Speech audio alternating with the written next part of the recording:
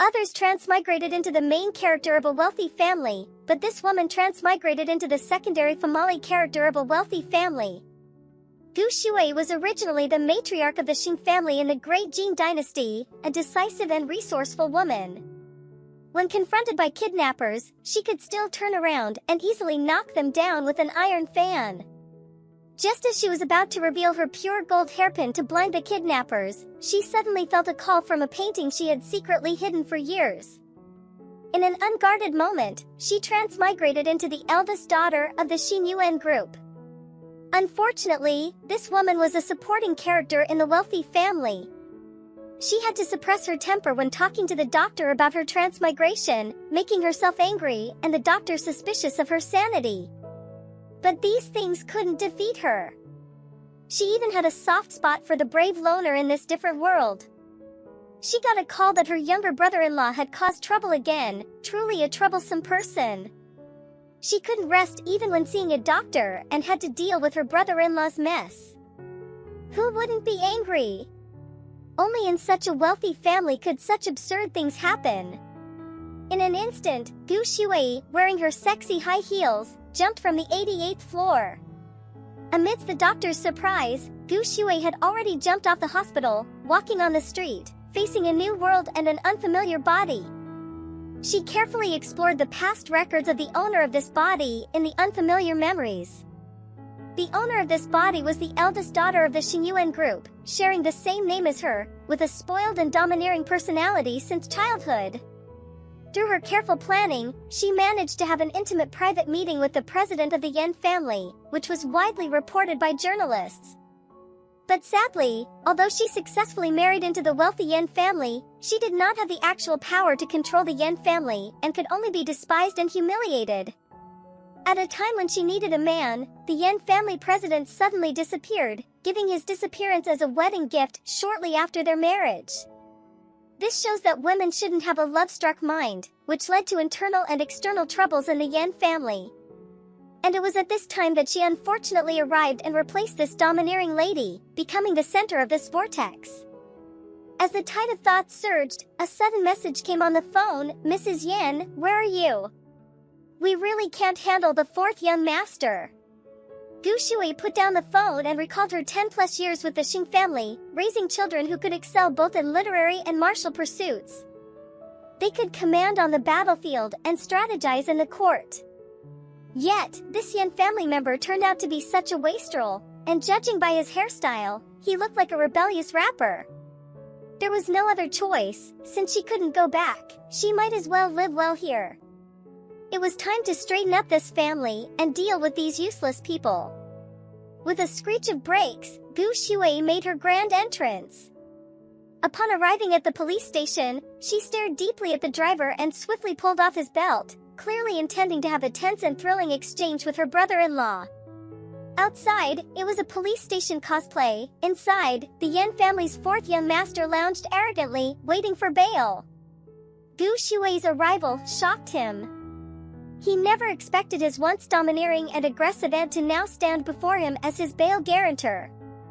Yi Wenba believed this woman did not deserve to be his sister-in-law and suspected she was just putting on a show. As they quarreled, his sister-in-law swung the belt, preparing for a serious and polite confrontation with her brother-in-law.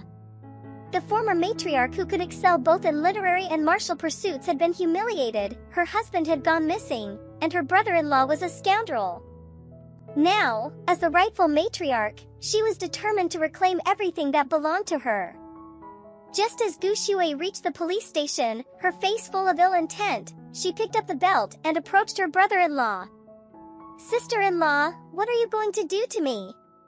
At that critical moment, a blonde guy made a dramatic entrance.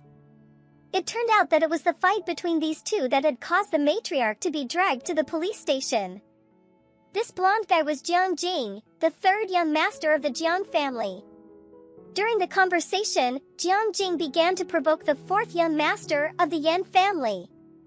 At this point, the sister-in-law activated her protective mode, immediately introducing herself. "I am his sister-in-law, and no one else can take that place. Do you know who I am?" Jiang Jing looked at her with disdain, but he hadn't expected to encounter a tough opponent. She exposed all the various illegal activities of this young master. At this moment, the sister-in-law had a clever idea and decided to take this blonde guy back home.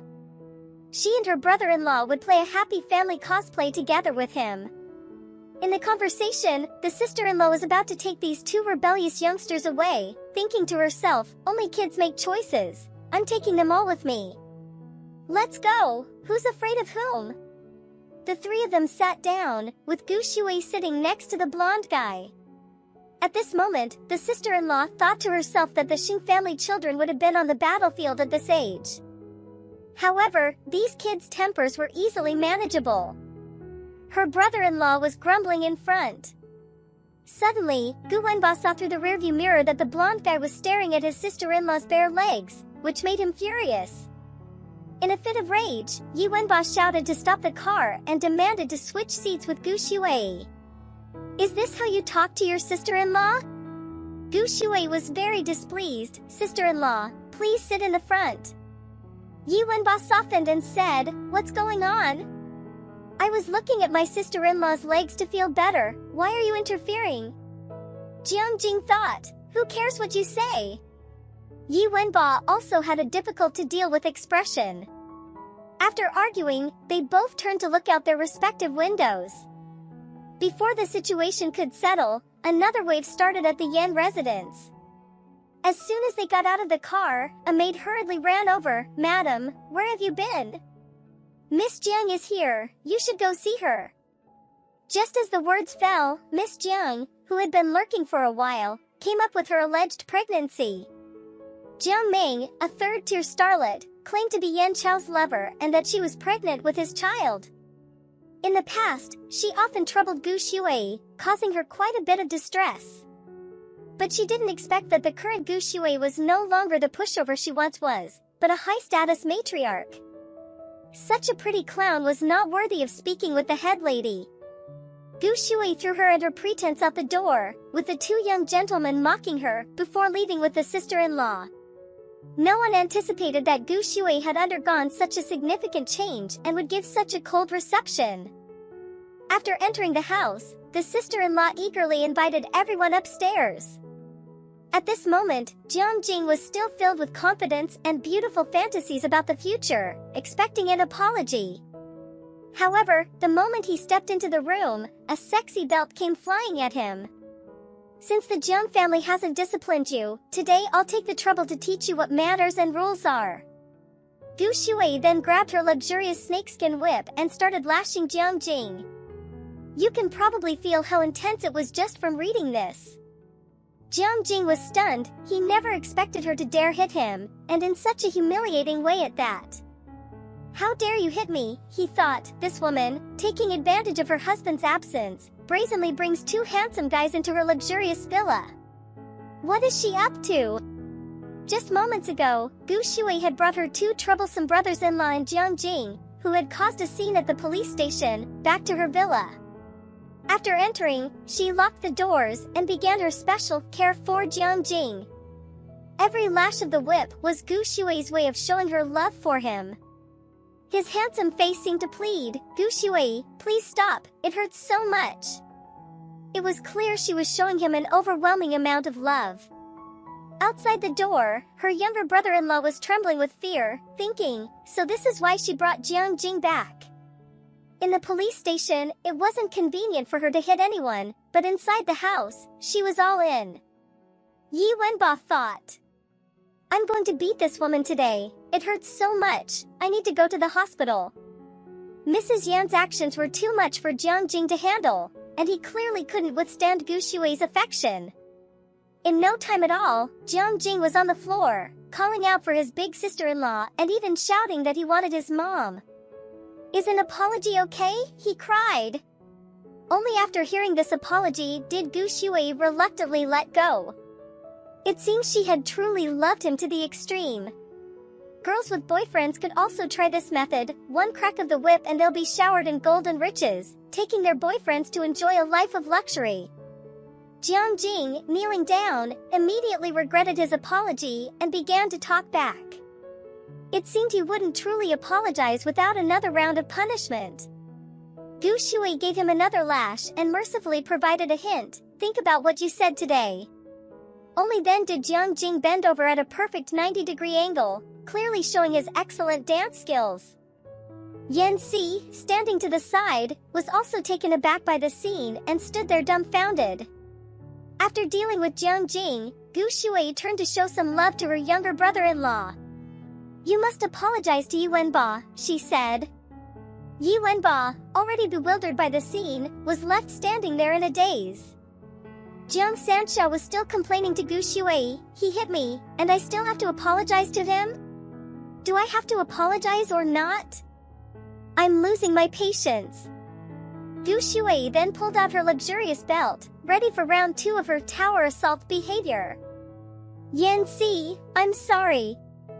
I shouldn't have fought with you. I won't mention the Yan family at the next banquet.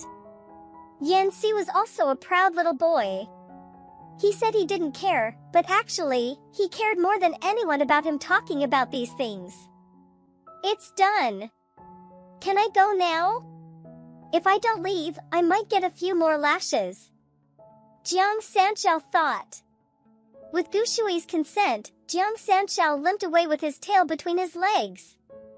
Gu Shui thought, next time, let's do cosplay again.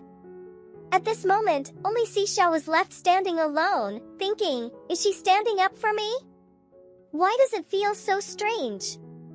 Just as Yanxi's words fell, the familiar whip quickly followed, landing heavily on Yanxi's well-defined abs. Damn, Gu Shui, what are you doing? I hit him because he disrespected the Yan family.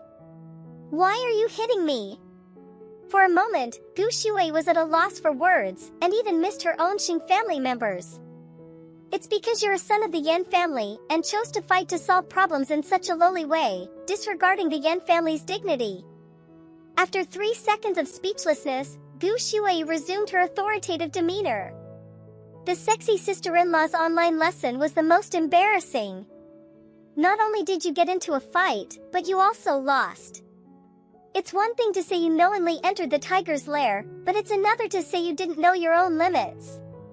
With a few words, Yi Wenba was left speechless.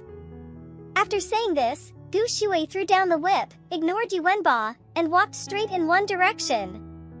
You're not going to hit me? No. Not hitting outsiders needs to be recompiled to be deterrent. It's different with family members. It seems this Gu Shui is still a protective woman. Seeing Yi Wenba's hesitant look, he probably hadn't had enough fun yet and could only wait for the next time to play this tense and exciting game with his sister-in-law. Right now, the most important thing is to treat the wounds from the recent excitement.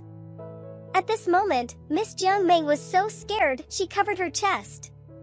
Mrs. Yan, I'm not feeling well today. Let's talk another day. Without looking back, Jiang Meng hurriedly rushed out of the Yan mansion, thinking, is this woman crazy? Why is she so different from her usual timid self? I need to tell him immediately.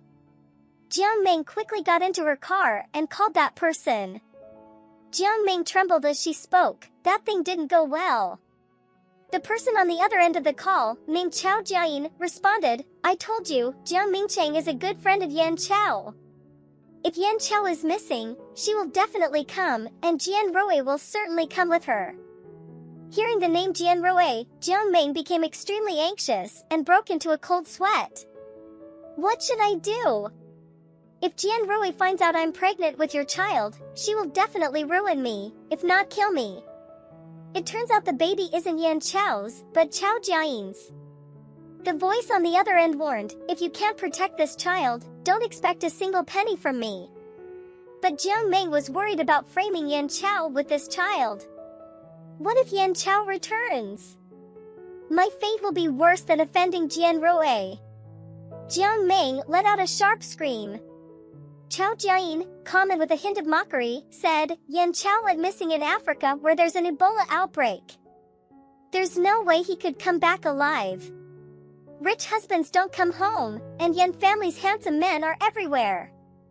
This woman is as beautiful as a fairy, but her husband would rather go to Ebola-stricken Africa than come home. Since the husband doesn't come home, the wife plays at home.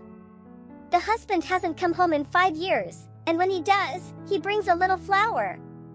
On a luxurious 1.8-meter red velvet sofa, Yan Xixiao asked, "The woman who came today, is she the one the paparazzi reported staying in the same hotel as my big brother?" It seems the Yan family's young master's escapades are well known. The paparazzi could feed their whole family on her stories alone. The maid, looking embarrassed, answered affirmatively. Fourth young master thought, Big brother has been missing for half a month, and that non-existent scandal was 3 months ago. Why bring it up now?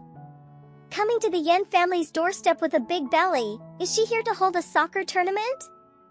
At this moment, the male butler stepped in to benefit the ladies present. Mrs. Yan instructed the butler to handle the situation. Then, fourth young master Yan crossed his arms and lifted his silky white shirt, revealing his chiseled abs.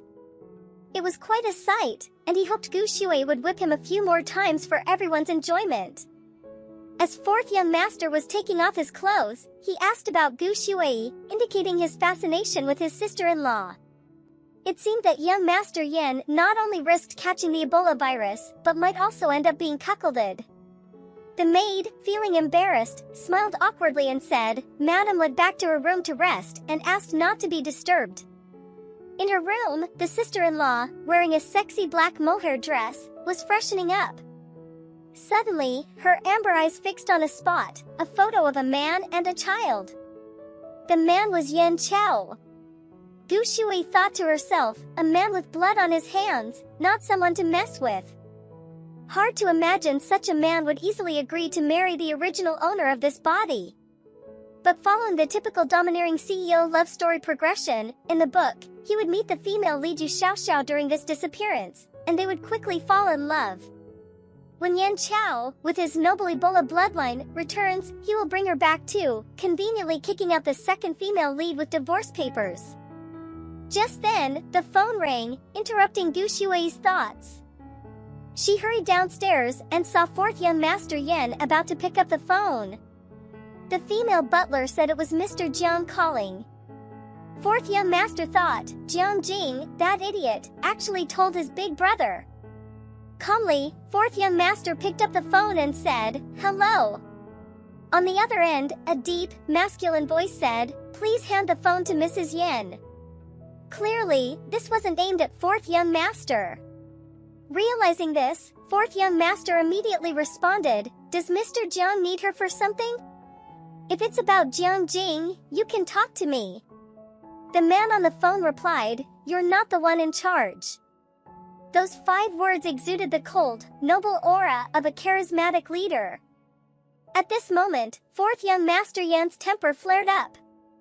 He started rambling, frustrated that someone dared to fabricate stories about his big brother, which led to a confrontation. Just then, a familiar voice from the other end of the line quickly took over the call. Fourth young master, still stubborn, insisted that he could handle it himself.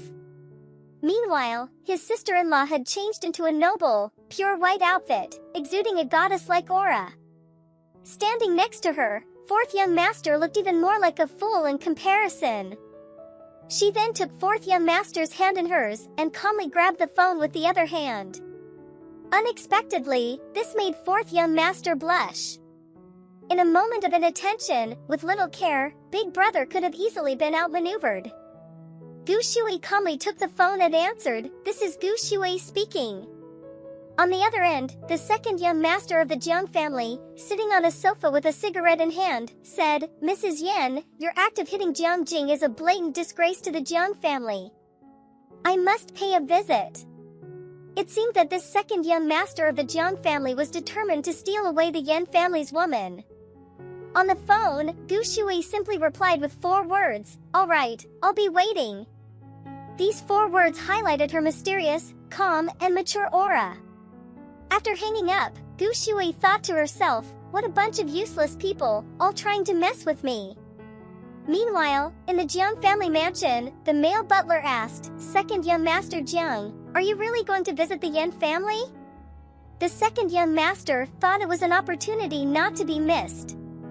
He stubbed out his cigarette and decided, at 3 in the afternoon, I will visit the Yan family. He then gave a smile that was 3 parts charming and 7 parts handsome, saying, with Yan Chao missing, it's the perfect time to visit the Yan family. This kid's real intention was to see Gu Shuai at the Yan residence. Unaware of this, 4th young master Yan and Gu Shuai were having a deep conversation. 4th young master angrily asked Gu Shuai, why did you take the call? Aren't you afraid it will cause trouble for you? 4th young master grabbed sister-in-law's hand and asked directly, so, you wanted to take that hit for me? Gu Shuai stared at him and replied, understanding seniority and protecting the family is commendable, but some things are beyond a child's capacity and must be handled by adults. 4th young master's cheeks reddened as he retorted, who's the child here? And who's the adult? You're only in your 20s. Gu Shuai composed herself and asked, have you had breakfast yet? She quickly pulled her hand away. 4th young master, slightly annoyed and shy, said, not yet. The conversation shifted, and they began eating breakfast together. Gu Shuai said, when I hit him, I had already anticipated the consequences. Think before you act, this is also how you should handle trouble next time.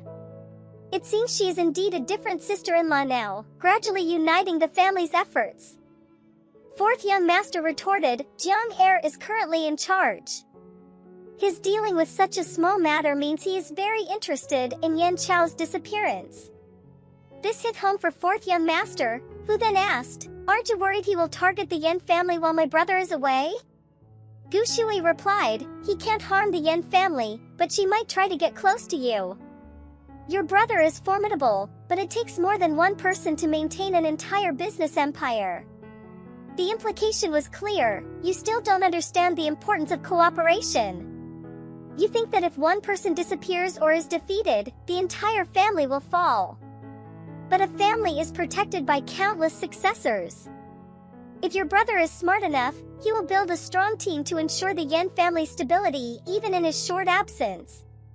After finishing, Gu Shuai casually wiped her mouth and said, so, this is not something we need to worry about. At that moment, the doorbell rang. Jiang Heir arrived, right in time for the showdown with the Yan family. Gu Shuai calmly said, this is delicious. Let's wash another plate. One could imagine how Gu Shuai might use this plate of strawberries to capture a man's heart. With a loud noise, Jiang Heir made a grand entrance. He walked in with his 1.9-meter tall frame, greeting Mrs. Yan and thinking to himself, soon, you'll be my Mrs. Jiang. At this moment, Gu Shuai and her brother-in-law sat on the sofa, waiting to greet Jiang Heir Xiao. Upon seeing Jiang Heir Xiao, Gu Shuai calmly said, Mr. Jiang, are you here to stand up for Jiang Jing? Jiang Heir Xiao touched his chin and replied, we need to settle this matter. His light-colored eyes showing a hint of playfulness, and continued, how can we let it slide when someone from the Jiang family was beaten by someone from the Yan family? Take note, this stunning woman could leap from the 88th floor and casually use the driver's belt as a toy for her cosplay. What kind of woman was she? Just now, after Gu Shuai had hit Jiang Jing, Jiang Heir Xiao came to settle the score, also thinking he might get a wife in the process. Gu Shuai countered, then what about when someone from the Jiang family hits someone from the Yan family? After a moment's thought, Jiang Heir Xiao asked, so, what does Mrs. Yan want to do? Gu Shuai replied, an eye for an eye. That's why I hit him. Before Jiang Heir Xiao could react, Gu Shuai beckoned her little finger towards 4th young master, who obediently approached like a puppy. At this point, Gu Shuai touched 4th young master's wound and said to Jiang Heir Xiao, Mr. Jiang, this is what your brother caused. 4th young master looked smug, feeling supported. So, only the Jiang family can bully the Yan family? Gu Shuai said seriously. Jiang Heir Xiao then used the excuse of children's squabbles, saying, even so, it's just kids fighting privately. Why escalate it to the level of adults? Gu Shuai responded, I hit Jiang Jing for Yan Wenbai. If Mr. Jiang is dissatisfied, you can hit me back for Jiang Jing. As the mistress of the house, modern people are still a bit lacking in verbal sparring. Gu Shuai continued, there's no time like the present, Mr. Jiang. Settling this today with a fight is perfectly fine. She flashed a faint smile, revealing her white teeth. Jiang family's second master hurriedly said, I don't fight with women. Jiang Ershao, realizing he had lost face in front of this woman, tactfully got up and said, since Jiang Jing started this, let's just let it go. Gu Shuai, clearly displeased, responded, let it go? Mr. Jiang, do you think the Yan family's door is one you can just walk over whenever you want? Jiang Ershao chuckled mischievously, so, what does Mrs. Yan mean? He then moved closer, never missing an opportunity to take advantage. Gu Shui's actions made fourth young master even more embarrassed. She grabbed Jiang Ershao by the collar, pulling him closer until their breaths mingled. The situation turned even more tense. The housekeeper, worried, said, Mrs. Yin, what are you doing? Mr. Jiang is already letting you off the hook. Do you still want to hit him? Indeed, the housekeeper could only be a housekeeper. If it were me, I'd have already closed the door and waited outside. Gu Shuai then let go of Jiang Ershao and fiddled with the button on his chest. She removed the button, saying, let's consider this as Mr. Jiang being magnanimous and coming to apologize on behalf of his brother. She dangled the button playfully as Jiang Ershao's face turned red. He loosened his tie and said, now that we're even, I'll take my leave. Thinking he had successfully flirted, he realized he was outmatched. Feeling defeated, he tried to escape quickly, but Gu Shuai wasn't going to let him off that easily. She said, wait a moment, take those freshly washed strawberries with you. Gu Shuai smiled sweetly at Jiang Ershao, these strawberries are very sweet. Mr. Jiang, take them with you. Don't leave empty-handed. Safe travels. After he left, his assistant driving the car commented, Mr. Jiang, this Mrs. Yin is different from the rumors. She's smart but a bit too domineering. At this moment, Mr. Jiang was staring fixedly in one direction, holding a box filled with dozens of strawberries. As he looked at the strawberries, he tasted one with his mouth, appearing somewhat lewd. He thought about how Mrs. Yin was even more twisted, especially when she licked her fingers, so twisted. As he licked his fingers, he reflected, these strawberries are quite sweet. I wonder if Mrs. Yin is even sweeter? The scene then shifted to the spy drama crew, where whispers could be heard among the staff. 3 days ago at 1 a.m., while filming a night scene, Yuan Wenjia suddenly disappeared from the crew's surveillance. Just 3 hours ago, an actor went missing from the set, causing the director great anxiety. It's hard to make money and even harder to deal with this mess, the director said to his assistant, pointing at the figure in the surveillance footage. The director, pinching the bridge of his nose in frustration, asked his assistant why they still couldn't get in touch with him. The nervous and helpless assistant replied that they had searched everywhere, but couldn't find anyone. On the verge of breaking down, the director insisted, keep searching, we have to find him. Desperate and pulling at his thinning hair, the director exclaimed, if the Yen family's young master goes missing from the crew, I'm done for. Young Master Yen really is a troublemaker. Causing trouble for his sister-in-law at home is one thing, but now he's giving the director a hard time on set. He's like those naughty kids who stir up trouble for everyone during family gatherings. The director urgently contacted Gu Shuai, hoping she could somehow find young Master Yen. At this moment, Gu Shuai was comfortably sipping her tea at home while reading the novel The Bossy President Falls in Love with Me. She was able to multitask by reading and asking the maid if the fourth young master had gone to school, while also thinking about how the crab meat lion's head and pink chiao tofu she had eaten today tasted great and how she should bring some to that ungrateful child. The maid was shocked, never having seen such a considerate Gu Shuai before. It was as if she had become a different person. Just then, the phone rang with a missed call. Gu Shuai picked up her phone and saw it was from the staff of the spy drama crew. The caller immediately asked what to do about Mr. Yen Wenjia suddenly disappearing during filming. Gu Shuai was bewildered but felt a bad premonition along her spine. She asked who Yuan Wenjia was, and a memory flashed through her mind, Yen Wenjia. Yan Chao's second brother was a handsome and elegant man who entered the entertainment industry under the stage name Yuanwenjia. Due to his excellent appearance, he had become a hot commodity. It seemed every man in the Yan family was a treasure, each with chests so big one hand couldn't hold them. Just as the fourth young master left, the second young master came. With a heavy heart, Gu Shui hung up the unfinished call and instructed the butler to get the car ready as she hurried off to clean up this next mess. Just moments ago, upon learning her brother-in-law was missing, Gu Shui rushed to the drama set. Meanwhile, about 30 kilometers from the set, the second young master stood on a rectangular column-shaped coast. It seemed he had a penchant for perfection, otherwise, how could he find such a perfectly straight ledge?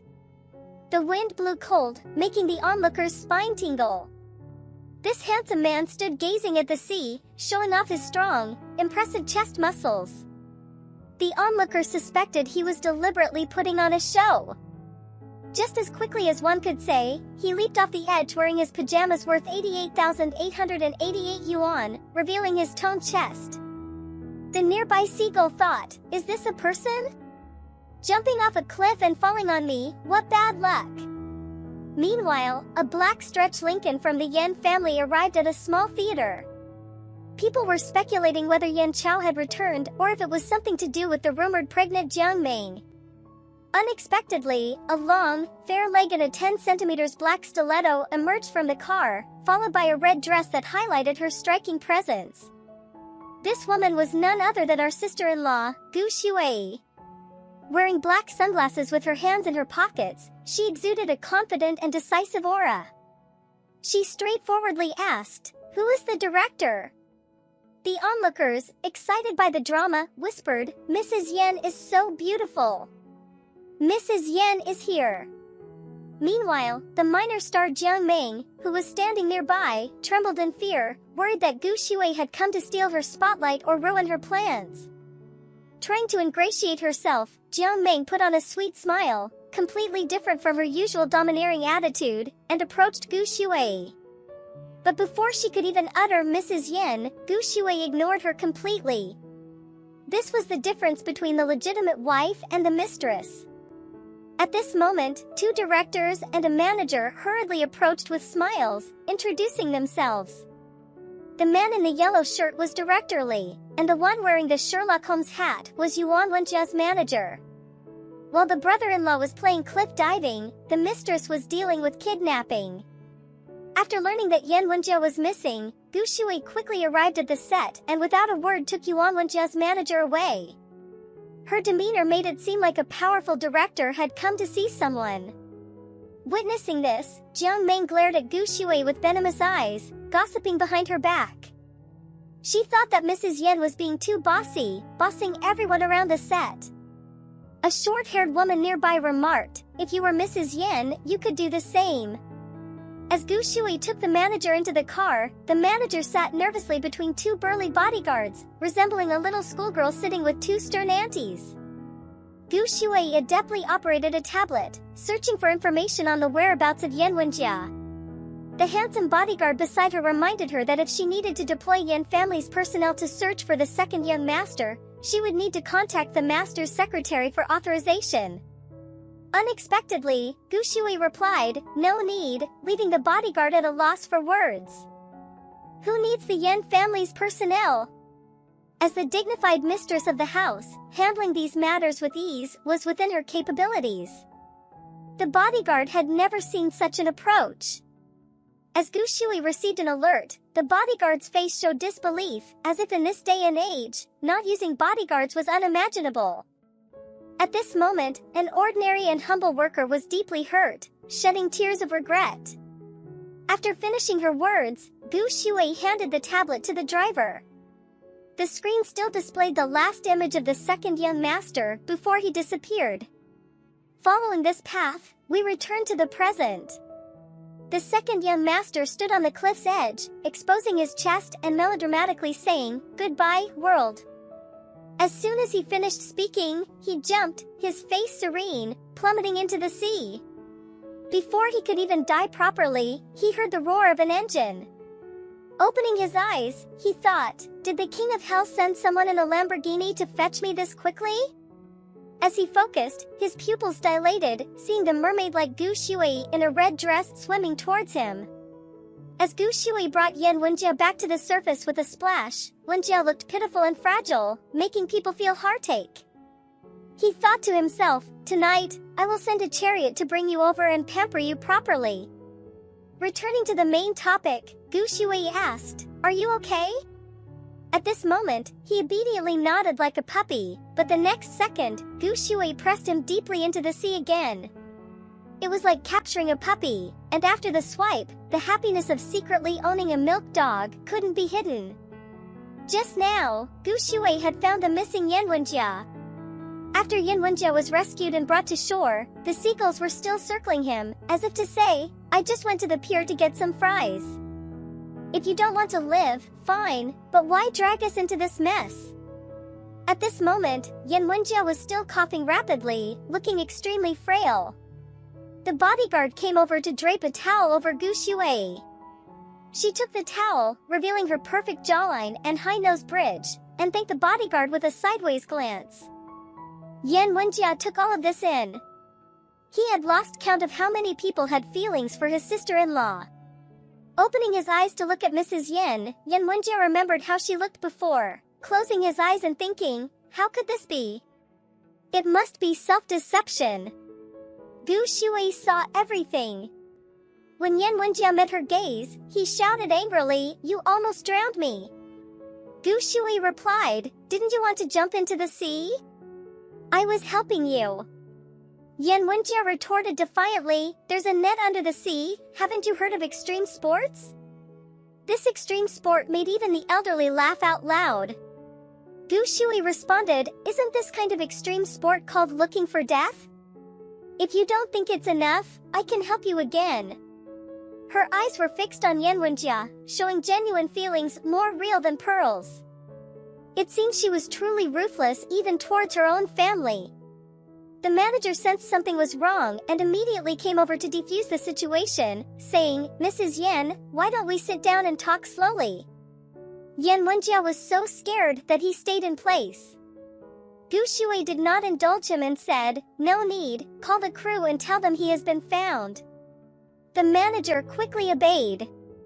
Gu Shui turned back, giving them a perfect profile, and said, get in the car, what are you waiting for? Clearly, Yan Wenjia misunderstood, thinking his sister-in-law still wanted to play. He walked over, feeling aggrieved, wrapped in his thin clothes. An hour later, the Yan family stretched Lincoln arrived at the noisy film set with a screech. The director, with his hair styled like a traitor, exclaimed, what's going on? Yan Wenjia, looking disheveled, said, it's nothing, I just fell into the water. The agent quickly came forward and led Yan Wenjia away amid everyone's concern, taking him to his dressing room to change into some fresh clothes. Meanwhile, outside the door, Gu Shui was wrapped in a similar bathrobe, chatting with the director. She had just rescued the second young master and was now casually drinking coffee and waiting outside the set. When Yan Wenjia finished changing and came out, he thought to himself that this was already the third person to refer to her as Mrs. Yan. So, she must be the famous sister-in-law, Gu Shui. Thinking of this, he called out her name, Gu Shui. She turned around and said, call me sister-in-law? This kid truly didn't know his place. If it had been before, under the fourth young master, the golden whip would have been ready, leaving scars all over his legs. At this moment, the director was busily working, while Gu Shui sat alone on a bench, seemingly deep in thought. The agent came over to Gu Shui again and asked, Mrs. Yan, how did you know he was there? Gu Shui smirked and said, these rich kids all have the same rotten nature, always looking for unique thrills. She turned to the agent squatting nearby and asked, you've been with him for so long and didn't know that Yan Wenjia is this kind of person? The agent, flustered, waved his hands and said, I didn't know, really, I didn't. Just then, Gu Shui's phone buzzed. It was the fourth young master calling to say that the lion's head meatballs had been delivered to him. He asked, did you send me this food?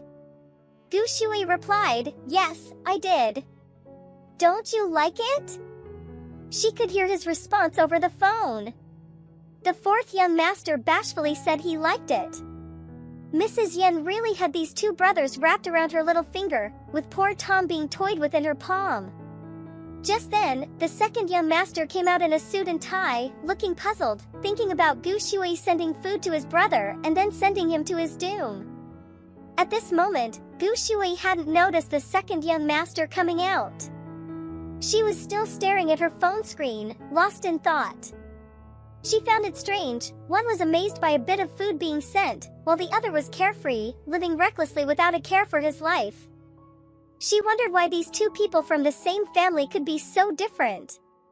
The Yen family itself was quite peculiar, without rules or familial affection.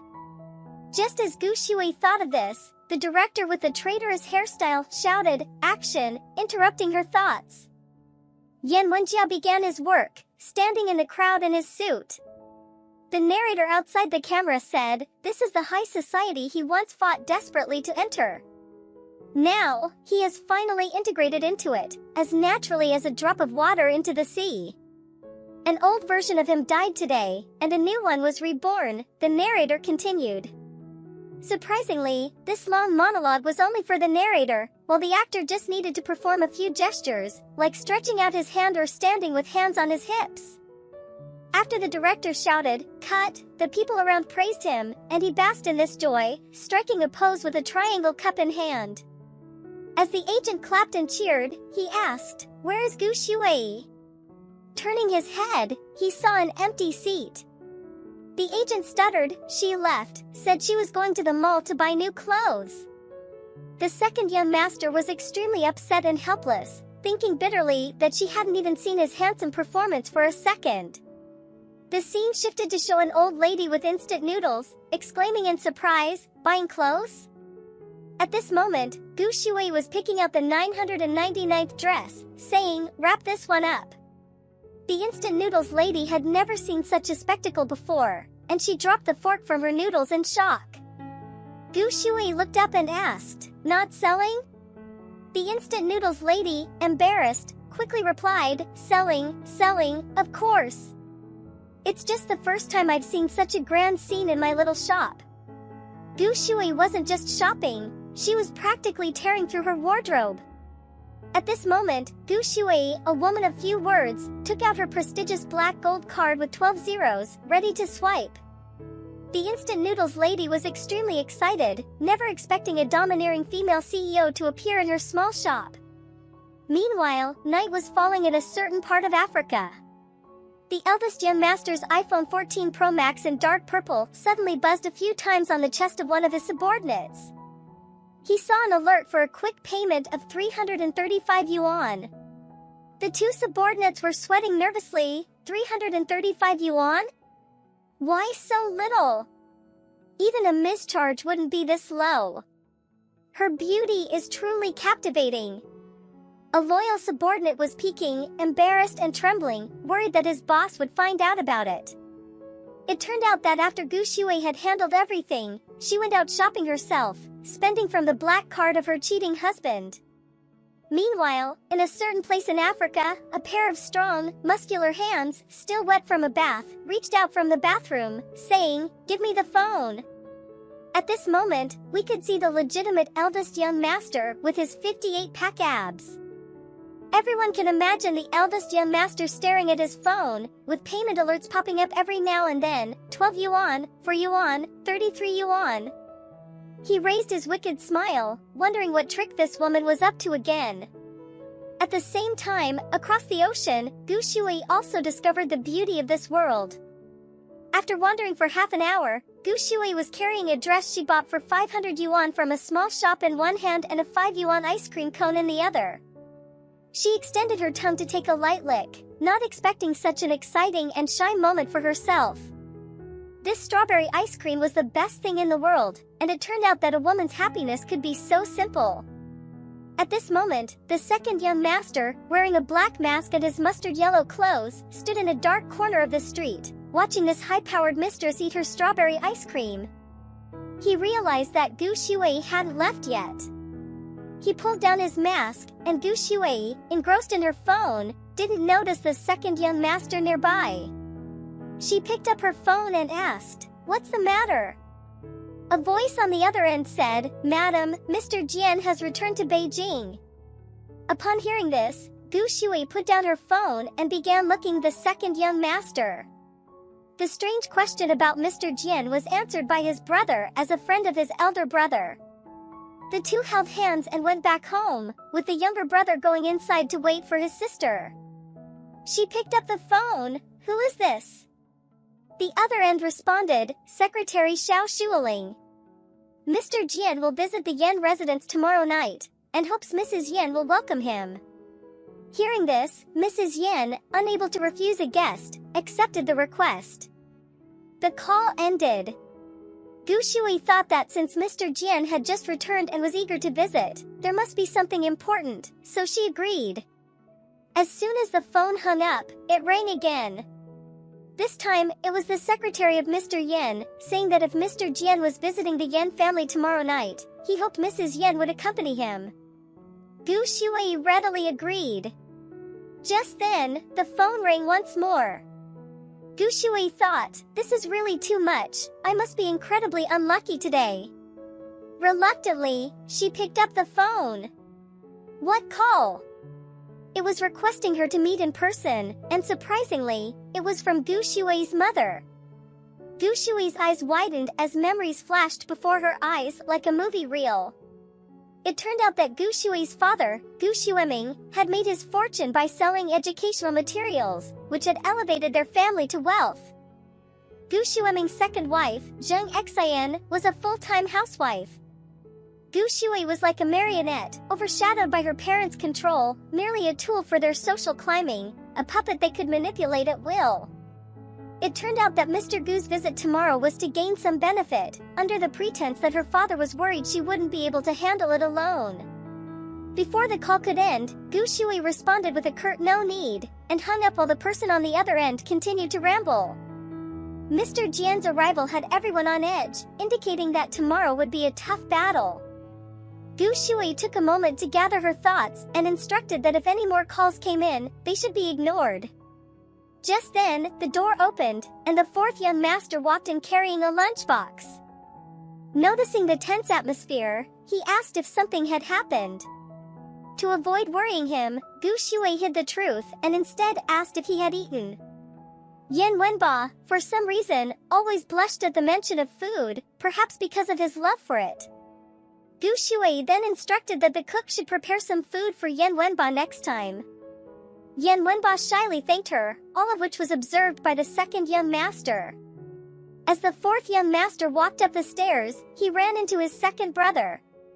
The second young master asked if the lunchbox was from their sister-in-law. The fourth young master coldly responded, "Yes," and when asked if something was wrong, he nonchalantly shook his head and made an excuse to return to his room. The second young master noticed the lack of a strong reaction from his brother and instead saw that he was accepting the sister-in-law's kindness. He asked, "Don't you find something suspicious about her?" The fourth young master ignored him and closed his door, leaving the second young master muttering to himself about how easily his brother had been won over by Gu Shui. Bored, the second young master returned to his room, wondering why his younger brother was so easily swayed by their sister-in-law. It turned out that the second young master witnessed Gu Shui bringing food to the fourth young master. When he tried to sow discord, it didn't work, and Yan Wenba dismissed him easily. Frustrated, the second young master returned to his room, feeling restless and staring at the ceiling. He thought to himself, "I am just a small, insignificant ant. She saved me, but she won't even look at me." The second young master grew increasingly sad, feeling that even at home, Gu Shui cared more for Yan Wenba than for him. He hadn't yet realized that he was becoming emotionally dependent on his sister-in-law and was only thinking about how to compete with Yan Wenba for her attention. The scene shifted to a train station where Jian Chengming's niece, Jian Roe, and his good friend, Chao Jia, were there to greet him. Upon his arrival, Jian Chengming didn't even go home to rest, but immediately headed to the Yan family residence. Curious, Jian Roe said, "I don't think I've ever met Gu Shui." Jian Chengming, wearing glasses and sporting a neat short haircut, replied, Gu Shui is not a very likable person. With that, he set off for the Yan residence to meet Gu Shui. At the Yan residence, Gu Shui's parents were standing outside the main gate but were being stopped from entering. Gu Shui's father shouted, Mrs. Yan is my daughter. However, the guard had strict orders to allow no one except Mr. Jian inside, especially not her parents. Gu Shui's father was very angry at this point. A maid came to report the situation at the gate to Gu Shui, who calmly continued reading her romance novel and said, Let them keep waiting. Let's see who can endure longer. At that moment, a black sedan arrived outside the gate. Yan Chao's secretary, Qin Yujin, rolled down the window and asked why Gu Shui's parents were there. To save face, Gu Shui's father said, maybe Shui hasn't woken up yet, while blaming the guard for not letting them in. Qin Yujin smiled calmly, slowly rolled up the window, and said, I'll go inside and see what's going on. He seemed to anticipate that Gu Shui's father would ask him to bring them in, so he pretended not to hear, adjusted his tie, and entered the Yan residence through the back door. As soon as he entered, he asked where Mrs. Yan was. Led by a servant, he walked towards the study on the second floor, wondering what kind of book Gu Shui could be reading, perhaps something on how to capture a man's heart. Or how to get more assets from a divorce. Reaching the door to the study, he unceremoniously pushed it open and saw Gu Shui sitting on the sofa with a book titled Shadow of Humanity in her hand. Shui looked up at Qin Yujin and asked, Secretary Qin, is there something you need to instruct me on? Qin Yujin adjusted his glasses and said, I hope Madam won't speak when the time comes. The head housewife being ordered around by a junior secretary. Yanjing's secretary, Qin Yujin, returned to the Yan family and the first thing he did was to find Gu Shui, asking her not to speak when Jian Chengming visited. Gu Shui seemed to have predicted he would say this and calmly replied, okay. However, this move surprised Qin Yujin. Gu Shui didn't make a fuss and agreed just like that. At that moment, a servant came to inform that Jian Rui had arrived. Shui asked curiously, who is Jian Rui to Jian Chengming? The secretary informed her that she was Mr. Jian's niece. Gu Shui then continued reading with a calm expression, while Qin Yujin asked in surprise, aren't you going to get up and greet her? Shui leaned back on the sofa and said, with Yan Chao not here, I am the mistress of the Yan family. How could the host lower my stance when someone visits? Don't confuse the big joker with the little joker. Qin Yujin awkwardly smiled, but as a secretary, he thought a lot, his mind constantly calculating. What happened to Gu Shui today?